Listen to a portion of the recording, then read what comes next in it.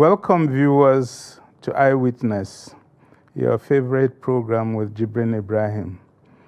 Each week, we have a discussion, a conversation with a public personality who has devoted his or her life to the promotion of the public good, to public service, to community service. We are trying to create a different narrative, not the narrative of corruption, of self-service, of self-aggrandizement.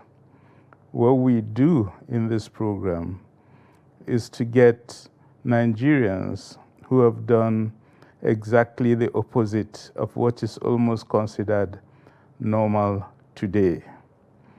Our topic today is terrorism and recovery. And we have a very significant guest who has worked on this field for a very, very long time. Her name is Professor Nana Tanko. Nana, you are welcome to the program. Thank you very much. Let's start by you talking about yourself, your background, primary school, secondary school. Which part of Nigeria do you come from? Let's start there. Okay, thank you very much for having me on the program. I'm from a very small village, about 6 kilometers from Kaltungo, which is a local government in Gombe State. So I'm originally from Gombe State. My ethnic group is Tangali, but I married into Taraba, to Karin Lamido specifically. I am from a family of 12, and I'm the first daughter, the second among the 12. So where did you do your primary school? I started my primary school in my village. My mother was a school teacher, so it was very easy for her to take me along to school with her.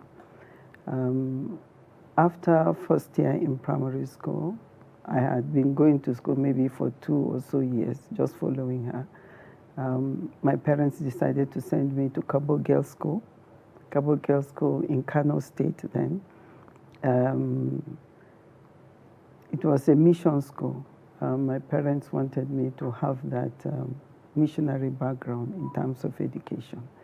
So I went to Cabo. Unfortunately, I couldn't finish my whole primary school in Cabo. I went through a couple of cities where my parents had stayed in Zaria, and then I came back to the village to spend another 1 year.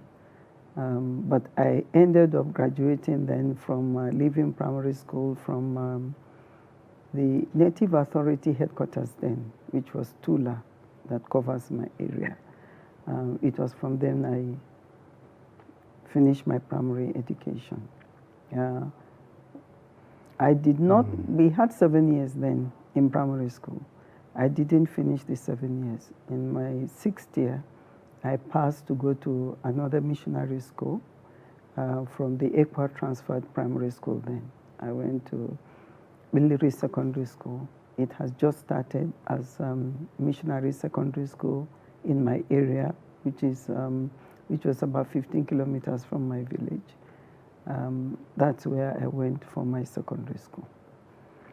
I could have been your senior. I went to SIM Primary School in Kano. Okay. And I passed the entrance to Biliri Secondary School, but at the end I got admitted to the best school in Nigeria, Barewa College. So I abandoned that village school. Interesting. Yes. Interesting. So from Biliri you went off to university where? No, from Biliri, then they had just set up the Northeast College of Arts and Science in Maiduguri, and it started a year earlier than when I went there. So we were the second set to the Northeast College of Arts and Science, Maiduguri. I spent 2 years there. My set was supposed to have been the first set for the University of Maiduguri then. But my parents decided it was too new a university for me to be there. And we then had written the matriculation examination, and therefore I could go into ABU. So I chose to go to ABU, Zaria. And that's where I had my university education.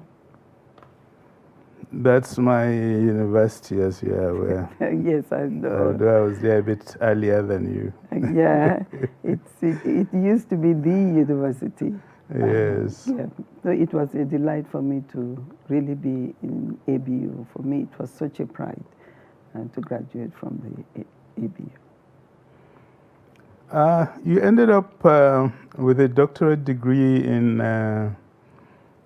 demography. Yeah. It would be good to tell the viewers where you did that before we come to just one question on demography. Okay. At ABU, as you know, we used to have very good lecturers. And I loved demography very much. I had a lecturer in demography that had graduated from the London School of Economics. So after my NYSC, I got married. My husband had already gone to London then to study accountancy. So immediately after our wedding, I joined him in London, and I was given admission at the London School of Economics in London. So that was where I studied my demography for 1 year. After my study of demography, I wanted to continue immediately with my PhD, but I had some family obligations then to take care of. I had a baby, so I had to stay and nurture the baby. Immediately after I had the baby, I wanted to come back, but the area of demography I wanted to focus on, the LSE was not strong on that, because the demography, as you know, started mainly as a core statistical course, looking at population statistics and data. I wanted to do a little bit more than that. I was interested in the story behind the statistics, and I wanted, therefore, to look at it in relation to family dynamics. And at that time, the LSE now did not have an expert in that area. So I had to go to a School of Development Studies to do the PhD. So my PhD is from the School of Development Studies at the University of East Anglia, Norwich. That's where I graduated. Famous university where Marxist scholars were very prominent, right? Yes, and the school was actually quite prominent when we talk about development issues globally. So it was really a very good place to be. Yeah. My question on demography, I was looking at the statistics recently. When you look at it country by country, Niger has the highest fertility level in the entire world at over 7 children per woman in her lifetime. When you look at the Nigerian numbers, it's 5.8. However, when you break down the Nigerian numbers and take just the northeast and the northwest of Nigeria, the fertility rate is 7.7. It's higher than that of Niger. It's the highest in the world. And it's not just the highest. Within it, when you look at Jigawa, it has 8.5, which in the world today is unheard of. What explains this huge population increase in our part of the country? In fact, that fertility is my area of specialization. And the reason why I said when I did my PhD, I had to go to a School of Development Studies was I was interested in the dynamics that will make a woman want to have 8 children or 7 children or have that number. because usually the assumption is that is her desire, that is what she wants to have. But a lot of the time, when you look at the family dynamics, especially relationship, you find out that the women that are having those children are not really at a point where they can decide to now say, I want to continue to have up to 8 children. We found out that they are embedded within the family structure where the husband may not even be the final decision maker in terms of when a woman stops having children. And those are some of the challenges that it may look like, well, women are having children, they have up to 8 children, 8.5 children, why are they having it? They need to empower the woman to be in a position where she can not only access good health, but can also take decisions as to her numbers of children and all other issues that are related to childbearing is extremely crucial. If you look at the pattern in Nigeria, a state like Jigawa has almost more than double the figures in some of the southern states in Nigeria. And so you really wonder. But a lot of the time, really, the empowerment, the quality of the woman and the decisions, her ability to decide independently what she wants is very, very important. But in most of the northern states, you find out that women do not have that space. And because of that, you have children until you can't have any more. And that's why you end up with 8 or more children. It's something for us as a nation to think about. Absolutely. And to plan towards, because part of the problem is not just that we're having all these children, but we are not training them, we are not getting jobs for the youth, and that has consequences. Absolutely, even implication for what we are discussing today. You can see that. Yeah. Okay, maybe we can break your career into 3 phases. Phase 1, university lecturer, where you rose to professorship. Phase 2, you worked for the Open Society for West Africa Foundation. And phase 3 is working with the Victim Support Fund in Nigeria. So let's start. Tell us a bit about your academic career, the first phase. By the time I came back from the UK, for me, the place to be was definitely in the university. With a PhD, you want to transfer knowledge. And my area of focus is really research, especially looking at socioeconomic research, within which demography falls. So when I came back, I joined the Center for Development Studies at the University of Jos. That's where I started my career. I unfortunately had to leave Jos to join my husband in Abuja. So from there, I had to go back into the classroom now. When I came to University of Abuja, I joined the Department of Sociology. That was where demography was embedded in the University of Abuja. And I remained in the University of Abuja. It was good for me because while I was in the university, as you know very well, you can do a lot of consultancies and researches also. So I had the opportunity to work for a number of development agencies as a consultant at different levels. And by the time I came back, the whole issue about population control was just beginning to take hold then in Nigeria. And there weren't many of us, especially from the northern part of Nigeria, where the problem was even more. So I was engaged so much, and that is how I got into development work.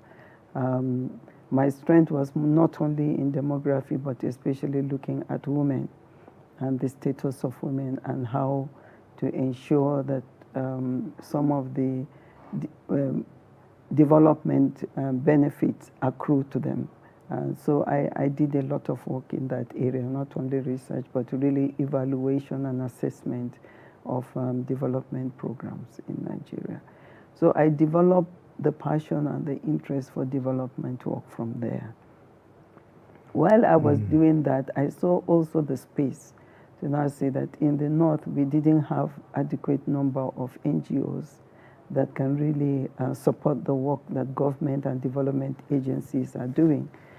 So my colleague, and now, unfortunately, she's late, Mariam Yunusa, we now decided to set up an NGO. I was already part of a number of women coalition in terms of research and health issues.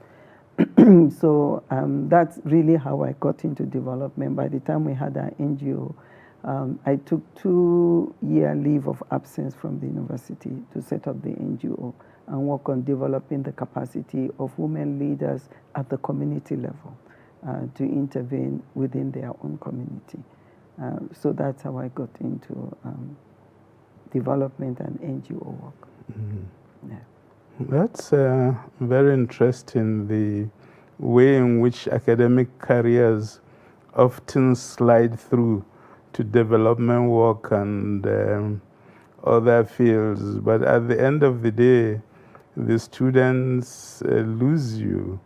What do you feel about the fact that you didn't continue to teach demography to all these students seeking to learn demography? Actually, I always tell myself I'm my best in a classroom. I really love sharing knowledge and just watching students grow in the body of knowledge and contribute in terms of research. But I think the challenges with regards to development, it's even much more.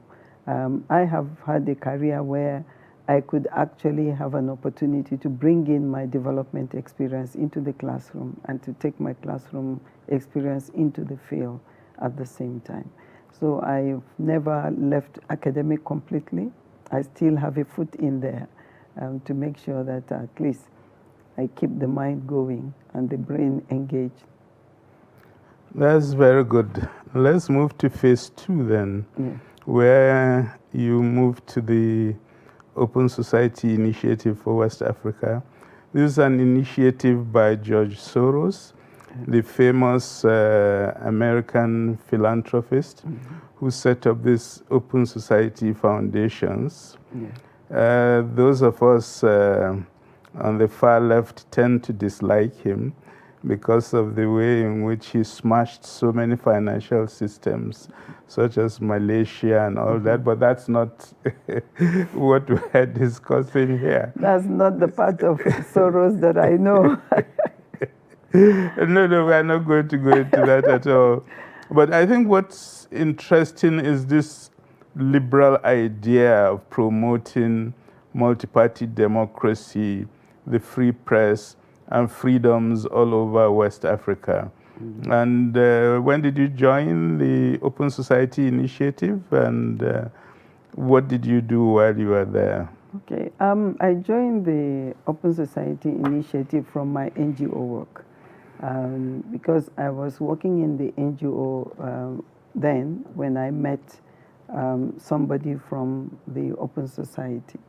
And they were going to set up the West Africa Initiative then. I was invited for a meeting then that we had in Paris with George Soros. And that was my meeting him for the first time. We discussed the challenges and issues in West Africa.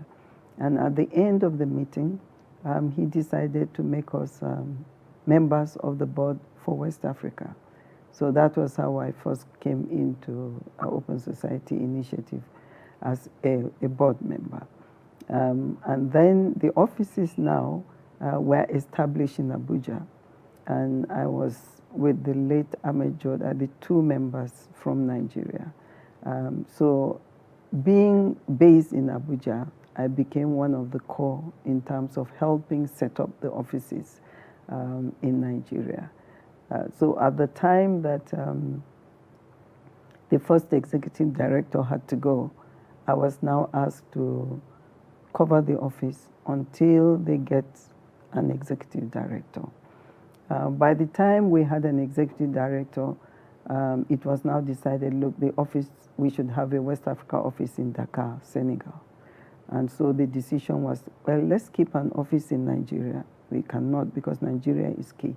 And that's how I now became the first director of the office, in the national office in Nigeria. I worked in this position for about 3 years. After that, again, we had to lose the executive director in Dakar. And I was again asked to go and help in Dakar. And as I went to help, I stayed and became the executive director for another 7, 8 years and had to leave. So tell us a bit about the work Osiwa did in Nigeria, and after that about the West Africa work at that time. Yeah, thank you. Because Osiwa really became active in Nigeria from, as we know, from 1999. Nigeria was already had an elected government. So a lot of the work that we did, that the open society concept also promoted, is supporting civil society space, to see how civil society can be part of the governance structures, holding the people in authority accountable. So a lot of the work that we have done, not only in Nigeria, but in West Africa, is supporting civil society to engage in constitutional reform processes, electoral reform processes, holding accountability around natural resource issues, looking at especially women political participation.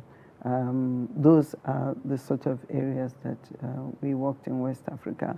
And then if you look at West Africa, it was also the time when Sierra Leone and Liberia had their crisis.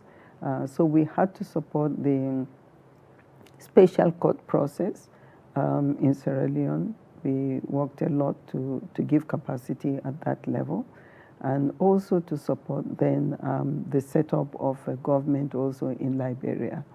So we did a lot of work in there. In Guinea also, Conakry, we also helped. So the Mano River Union countries for us was one of our major areas of focus, as well as just looking at democratic transition in West Africa and supporting the process. Well, I can confirm you did great work, because I was a beneficiary when I was director of the Center for Democracy and Development. We wrote great proposals, and you help us make the money flow. Thank you for the no, good you were work one of our best partners, definitely. We did a lot of work together. Yeah. So from Open Society Initiative for West Africa, we can go into phase 3, which is actually our topic for today, which is about the problem of terrorism and the movement towards recovery in Nigeria. And you are the executive director of the Victim Support Fund. Tell us a bit the history of the Victim Support Fund. When was this set up and why? Okay. By whom? The Victim Support Fund was really set up by Goodluck Jonathan government in 2014. It was at the time, as you know very well, the Boko Haram became an active cell, even more by 2009. Their atrocities through 2009, 2010, 2012 was really very devastating. So by 2014, we were beginning to get to a level where some of the calm was beginning to set in the Northeast, in some of the areas. And the government now was looking at the work of rebuilding and reconstruction in terms of areas that had been destroyed by the insurgency. At that point now, the government decided we need support from the private sector.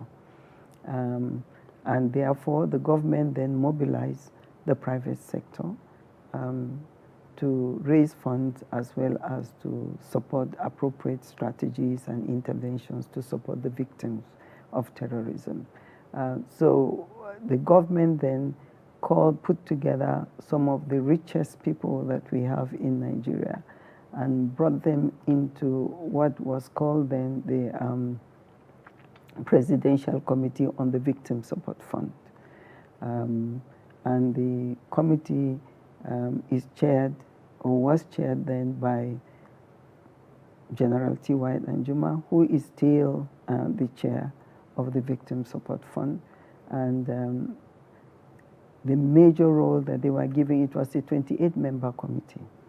And the major role they were given is to raise funds from the private sector and look at how they can support the interventions of government to reconstruct and rebuild the lives of victims of insurgency and terrorism.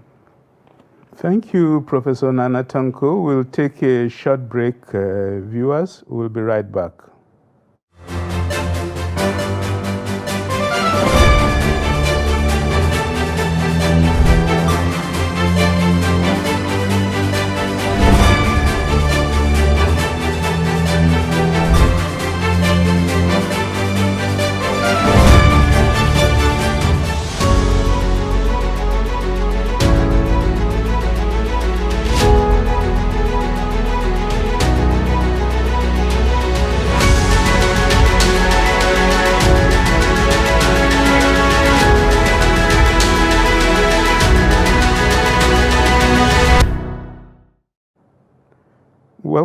Welcome back, viewers. We are still with Professor Nana Tanko discussing the issue of terrorism, its effect on Nigerians, and the imperative of recovery from the impact of terrorism.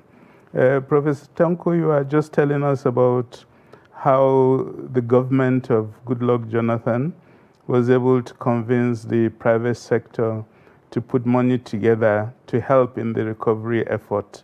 How much were they able to put together? Was it small change or significant? Well, you know, once you do a launch of fund, people pledge. So as for pledge, it was almost 60 billion because it was something like 58, 59 billion that was pledged. Naira. Yes, Naira, to set up the fund. But at the end of the day, they got just an average of maybe about 30 billion was really recovered. So the fund started with that in its purse. 30 billion Naira is a lot of money. Yeah, especially a couple of years ago. Yeah. 2014. Yes, 2014. That was a lot of money. So what happened was, given the type of people that were on the committee, it was very clear to them that they could not do anything with that money.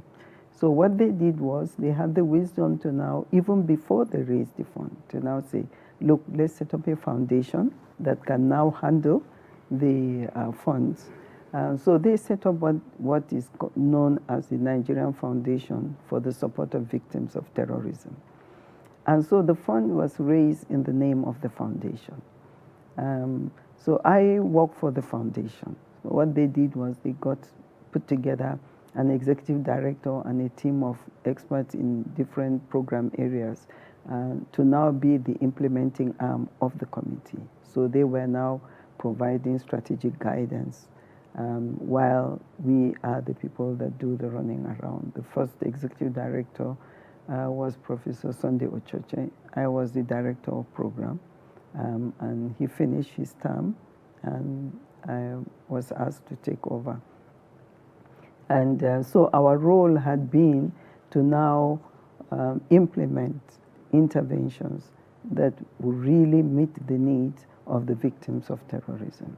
So by the fact that most of the victims of terrorism are in Borno State, Yobe and Adamawa State, it meant that most of our interventions were really more in Yobe, in those states. And when we started, the government also made it very clear, Our area of intervention was not going to be humanitarian assistance, emergency assistance, no. But they wanted us to look at the early recovery level. That means to support victims that were now going back into their communities, to help them settle back in their communities. So that meant that the Victim Support Fund had the task of going into high-risk areas because these are communities that are, well, even though they are restored, they were still quite volatile. So a lot of our work were really not in camps or in host communities, but in rebuilding the communities that were directly destroyed by the insurgents in these 3 states especially. Do you have a ballpark figure of the number of communities you helped? It varies in different, it depends. You see, some of our interventions are not just community focused, some are local government focused. For example, in some of the areas, the first, for example, local government we tried to reconstruct physically now was the Dikwa. And if you go there, you find out that we reconstructed the local government secretariat, the hospital. So we reconstructed facilities that covered more than just one community, but several communities in the state. In most of the states, like in Adamawa, 7 local governments are affected. We worked across all the 7 local governments. In Yobe, we also worked, our work covers more than 50% of the local governments that are affected in Yobe State. And in Borno State, I would say about 3/4 of the local government have had some form of intervention from Victim Support Fund. The ones we are not there is because they are not accessible. But any local government that is accessible, there is a mark of something that Victim Support Fund has done in those local government areas. Most of our work had involved education. As you know, Boko Haram targeted education, so education was very critical. The committee wanted us to look at women and children. And you know, one of the problems of this terrorism is the exposure and the vulnerability of women. These are communities where normally women are not seen. But with the insurgency and the displacement, a lot of women had been exposed. So we have been focusing on how to support women, how to empower them, how to support the children, make sure they go to school, make sure women have some form of economic empowerment to rebuild their lives, make sure that they are supported to go back to the farms and do whatever they can, at least areas that are accessible, to rebuild their farms again, make sure that children that are unaccompanied, are separated and have lost their parents, are supported within community structures to make sure that they don't fail to go to school, have good health, have good food. Those are the sort of areas we've been working in. That's incredible work, and I think the more Nigerians hear about the great work you've been doing, the more you'll be commended. I like picking on words. Why do you talk of Victim Support Fund rather than Survivors Support Fund? You can't help a lot of victims because they're dead. And most people would prefer to use the term survivors. Yeah, I think the other issue with using the term survivor is it tends to be related to being alive rather than death. But if you look at the impact of the insurgency, you may be alive, but you are not alive because of the trauma that you would have experienced. The psychological trauma you go through is such that you end up seeing yourself as a victim. Because you are a victim, usually you feel helpless, you feel lost, and without recourse is you can't fight back Boko Haram. So usually the tendency to give up on life is very high. So that's why we look at it more as victims, because The insurgents in themselves, and it's not as if they really intended to target you as a victim, but you became a victim of the insurgency, the anger with the state that you may not also be directly responsible for. So because of that, we would rather use the word victims, because we just feel that you are deprived, you are vulnerable, and you need help. That's a very good explanation. Now let's go to when the Buhari administration came into power, it set up the Presidential Committee on Northeast Initiative. Yeah. And I know the Victim Support Fund nurtured that committee to take off on a solid foundation. What exactly did the VSF do in terms of the PCNI coming up? The VSF has actually enjoyed tremendous support when the government of Muhammadu Buhari came into power. One of the first things they did, for example, is even the federal government had not redeemed its own pledge. They did only 50%. So one of the first things he did is to make sure that the remaining 50% gets to the Victim Support Fund. And then the other thing he wanted to do is there were already several initiatives looking at different components of the insurgency. So he now decided to bring all the entities together to make sure that at least we don't have duplication of effort out there. So we then had the Safe School Initiative, SSI. We then had the Northeast, whatever, there was another Northeast initiative out there. Yeah, by the 6 Northeast state governments. Absolutely. Yeah. So what he did was to bring them all together. And to do that, he now decided, since there was already a Victim Support Fund, the chairman of the Victim Support Fund, General T.Y. Danjuma, he gave him the responsibility to chair this new initiative. So what that meant, of course, is some of the seed funds and capacity that we would needed to now be put in place, to put the PCNI in place, came from the Victim Support Fund. The vice chairman of the Victim Support Fund, Alhaji Tijani Tumsa, practically took on the PCNI more at an executive level to make sure that it worked and it delivered very well.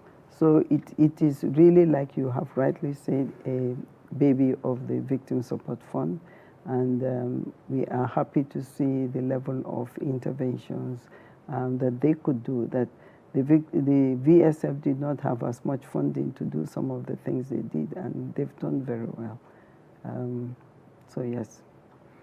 Yeah, that's very good. Of course, eventually, the National Assembly set up the Northeast Development Commission to replace the PCNI. So there's now a permanent commission in charge of the Northeast.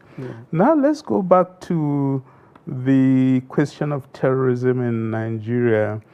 In 2014, when the Victim Support Fund was established, the main focus was Boko Haram and the Northeast. And that was the biggest problem confronting Nigeria.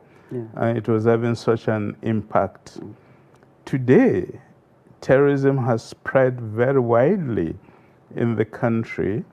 In the Northwest, we have all these bandit terrorists that have made our lives a living terror all over the Northwest.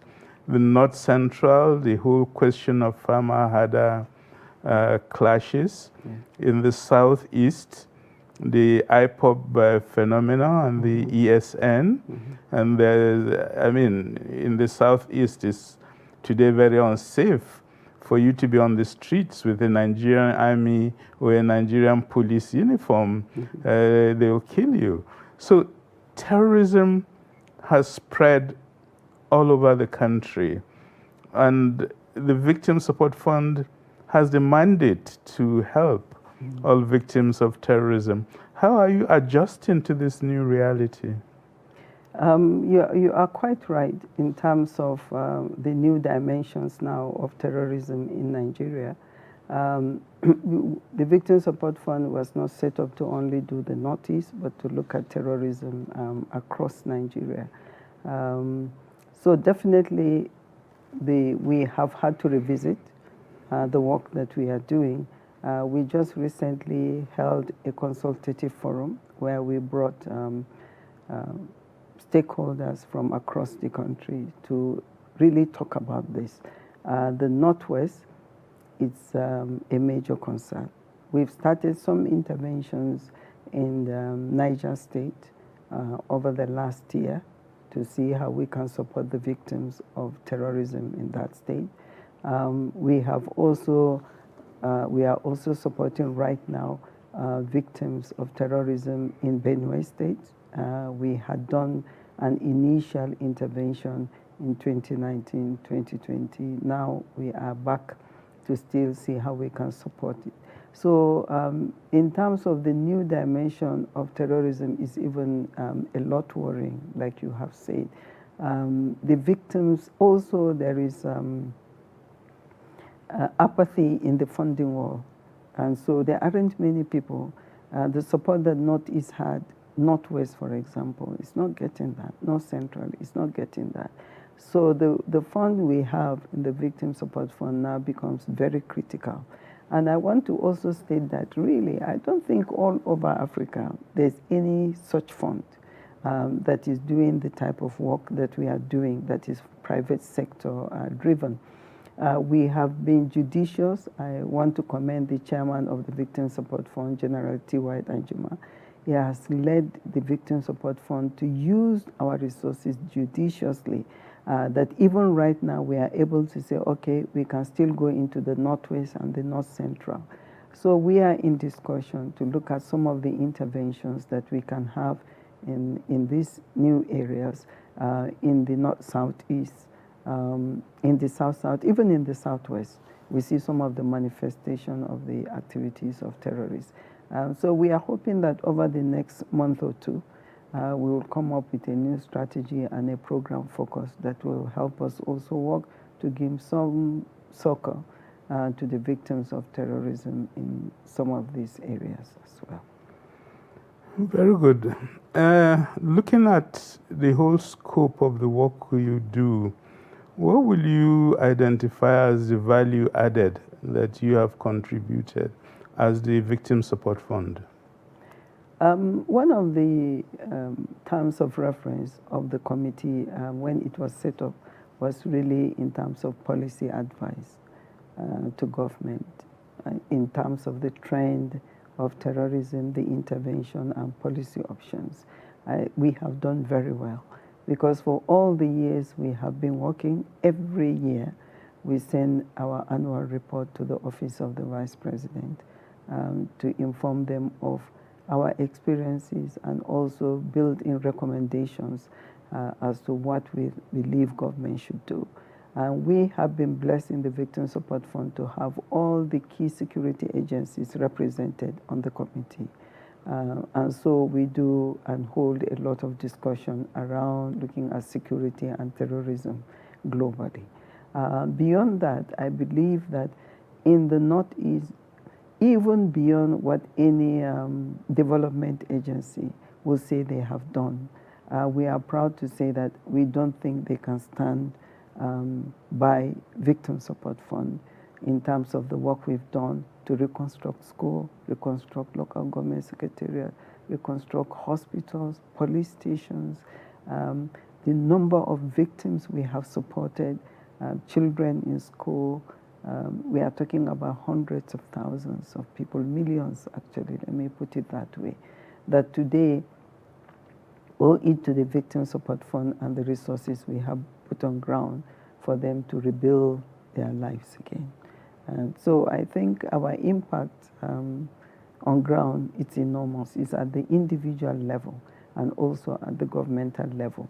Like right now, we are also in the process of working with the Borno State government to support over 11,000 households that have decided they are going back to their communities.